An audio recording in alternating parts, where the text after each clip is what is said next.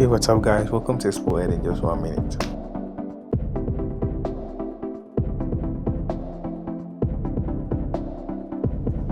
Today, I'm currently at the railway station in the city of Jos State, and then the train is back in the city of Jos. The memorandum of understanding was signed between the Plateau State government and the Nigerian railway station in the year 2025, April.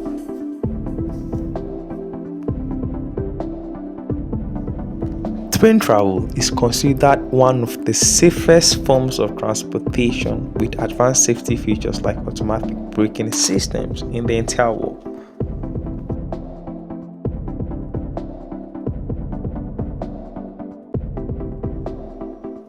A good friend of mine giving me the idea how this whole thing works.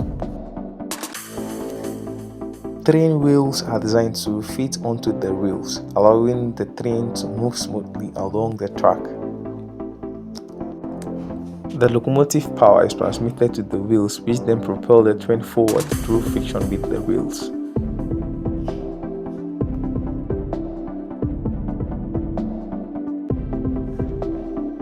And some trains use a system of automatic train control, which automatically control the speed and its movement.